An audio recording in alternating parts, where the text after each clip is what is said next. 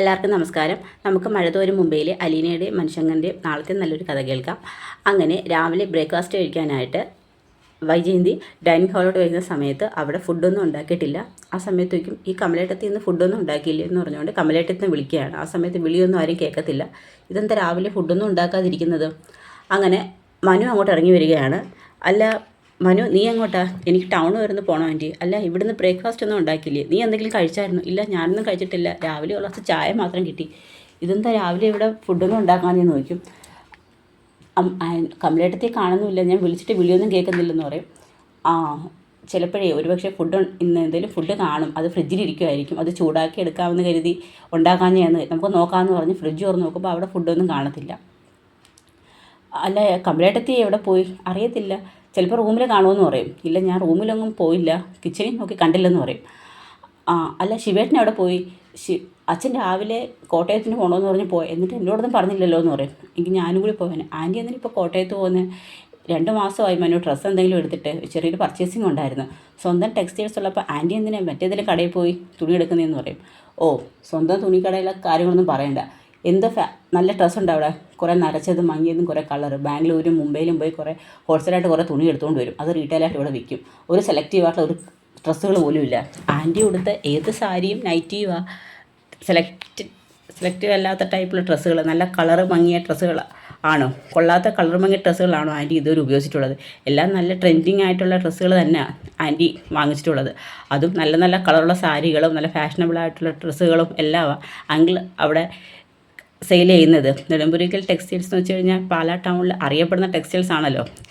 അതുകൊണ്ട് ആൻറ്റി അങ്ങോട്ടൊന്നും പറയരുത്. ഇത്രയും നാളും അവിടുന്ന് ഫ്രീ ആയിട്ടല്ലേ ഡ്രസ്സൊക്കെ എടുത്തുകൊണ്ടിരുന്നത്? അതെ, അതുകൊണ്ട് തന്നെ പറഞ്ഞത് ഇനി എനിക്ക് നെടുമ്പുരയ്ക്കൽ ബാലചന്ദ്രൻ്റെ ഒരു സൗജന്യം ആവശ്യമില്ലെന്ന്. ഞാൻ നെടുമ്പുരയ്ക്കൽ വീടുമായിട്ടുള്ള എല്ലാ ബന്ധവും ഉപേക്ഷിച്ചാന്ന് പറയും. ഓഹോ, എല്ലാ ബന്ധവും ഉപേക്ഷിച്ചാണെങ്കിൽ ആൻറ്റിയുടെ മക്കളെ ഉപേക്ഷിച്ചാണോ എന്ന് ചോദിക്കും.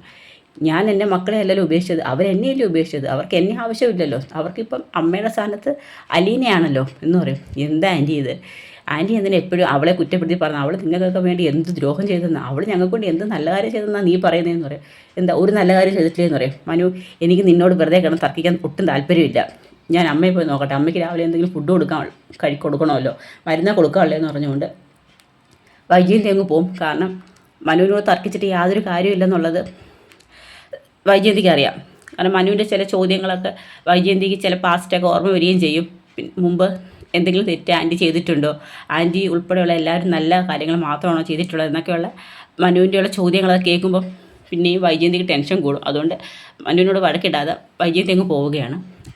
അത് കഴിഞ്ഞിട്ട് നേരെ കമലയുടെ മുറിയിലോട്ട് ചെല്ലുന്നുണ്ട്. കമലയുടെ മുറിയിലോട്ട് ചെല്ലുന്ന സമയത്ത് കമല അവിടെ ഇരിക്കുകയാണ്. അല്ല കമലയിടത്തേക്ക് എന്താ സുഖമില്ലേ?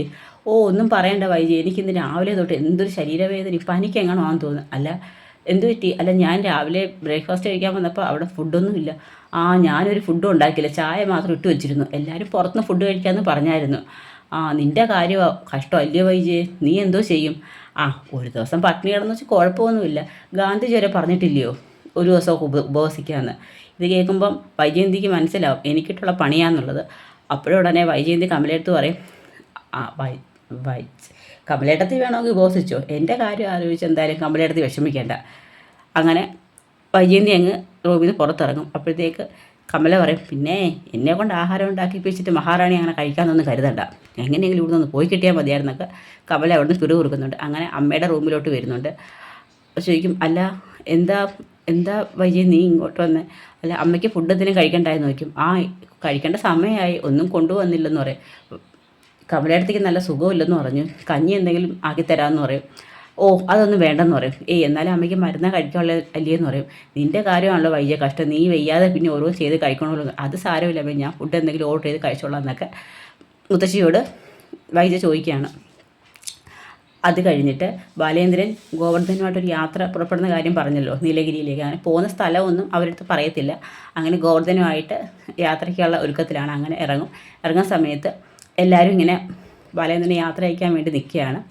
എന്നിട്ട് അലീന നോക്കിക്കൊണ്ട് പറയും, ഞാൻ 2 ദിവസത്തിനുള്ളിൽ തിരിച്ചു വരും, ചിലപ്പോൾ അതിന് മുന്നേയും വരാം, എന്തായാലും ഞാൻ വന്നതിന് ശേഷമേ നീ ഇവിടുന്ന് പോകാവൂ എന്നൊക്കെ അലീനയെ പറഞ്ഞ് ഏൽപ്പിക്കുന്നുണ്ട്. ഞാൻ നിന്നെ ഏൽപ്പിച്ചിട്ടാണ് ഈ വീടും കുട്ടികളെ നിന്നെ ഏൽപ്പിച്ചിട്ടാണ് പോകുന്നത്, അതുകൊണ്ട് ശ്രദ്ധ വേണം എന്ന് പ്രത്യേകം അലീനയെ ഓർമ്മിപ്പിക്കുന്നുണ്ട്. പിന്നെ ഞാനും വൈജയന്തി ഇല്ലാതെ ഇവരെ ഒറ്റയ്ക്ക് എവിടെ ഇതുവരെ വിട്ടിട്ടില്ല. നിൻ്റെ ഉത്തരവാദിത്തത്തിലാണ് രേവതിക്കുട്ടിയെ കാണാൻ വേണ്ടി ഞാൻ വിടുന്നത്. നല്ല ശ്രദ്ധ വേണം. പിന്നെ നീ നല്ലോണം ശ്രദ്ധിക്കുമെന്ന് എനിക്കറിയാം. എങ്കിലും ഒരു അച്ഛൻ്റെ മനസ്സല്ലേ, അവരെ നല്ലോണം ശ്രദ്ധിച്ചോണം എന്ന് പറയും. അച്ഛൻ അതിലൊന്നും പേടിക്കണ്ട, ഞാൻ നിങ്ങളെ ശ്രദ്ധിച്ച് പോയിട്ട് വരാമെന്നൊക്കെ കൃഷ്ണ പറയും. ഇപ്പം ഇങ്ങനെയൊക്കെ പറയും, ഇവിടുന്ന് ഇറങ്ങട്ടെ, അപ്പം അറിയാം നിങ്ങളുടെയൊക്കെ സ്വഭാവം മാറുന്നത്. പിന്നെ അവിടെ ചെന്നിട്ട് കൃഷ്ണനെ നീയും ബബിതയായിട്ട് കിടന്ന് തല്ലൊന്നും പിടിക്കരുത്, നാണക്കേട്. ഏയ് ഞങ്ങളങ്ങനെ ചെയ്യത്തില്ല, നല്ല കുട്ടികളായിരിക്കും. അലീന ചേച്ചിയിലെ ഞങ്ങളെ കൊണ്ടുപോകുന്നത്. ശരി, എന്നാൽ അങ്ങനെ ആവട്ടെ. അച്ഛാ സൂക്ഷിച്ച് പോണേ എന്ന് പറയും. അതൊക്കെ ഞാൻ സൂക്ഷിച്ചിട്ട് പോകാം, ഞാനും ഗോവർദ്ധനുമായിട്ടില്ലേ പോകുന്നത്, ഒരു കുഴപ്പമില്ല.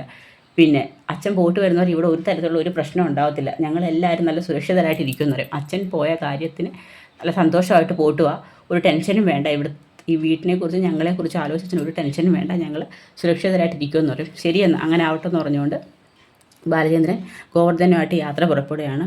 അവർ രണ്ടുപേരും കൂടി പോകുന്നത് നീലഗിരിക്കാണ്. നീലഗിരിയിലും പോകണം, പുനലൂരും പോകണം. നീലഗിരിക്ക് മെയിനായിട്ട് പോകുന്നത് നമ്മുടെ വൈജയന്തിയുടെ ചേട്ടനായ ഗംഗാധരനെ കാണാനാണ്. ഗംഗാധരൻ നിന്ന് വൈജയന്തിയുടെ മുൻ ഒരു അഫെയർ ഉണ്ടായിരുന്ന സ്റ്റാൻലി എന്ന് പറഞ്ഞ ആളെക്കുറിച്ച് അറിയാൻ വേണ്ടിയാണ് പോകുന്നത്. അപ്പോൾ അയാളെക്കുറിച്ച് അറിയാനും അയാളെ അടുത്ത് അലീനയെ ഏൽപ്പിക്കുന്നതിനെ കുറിച്ചൊക്കെ സംസാരിക്കാൻ വേണ്ടിയാണ് പോകുന്നത്. അപ്പോൾ ഗോവർദ്ധൻ ചോദിക്കുന്നുണ്ട്, ഇനിയും ഒരുപാട് ദൂരമുണ്ടോ ബാലേട്ടാന്ന് ചോദിക്കും. കുറച്ച് ദൂരമുണ്ട്, പുനലൂർക്കും ചിലപ്പോൾ നമുക്കൊന്ന് പോകേണ്ടി വരുമെന്ന് പറയും. അങ്ങനെ അവർ രണ്ടുപേരും കൂടി ആ യാത്ര തുടരുകയാണ്. അപ്പോൾ അവിടം വരെയാണ് നമ്മുടെ നാളത്തെ കഥ അവസാനിക്കുന്നത്. എല്ലാവർക്കും വീഡിയോ ഇഷ്ടമായ ഒന്ന് സപ്പോർട്ട് ചെയ്യണേ. അപ്പോൾ എല്ലാവർക്കും ഒരു നല്ല ദിവസം നേരുന്നു. നന്ദി.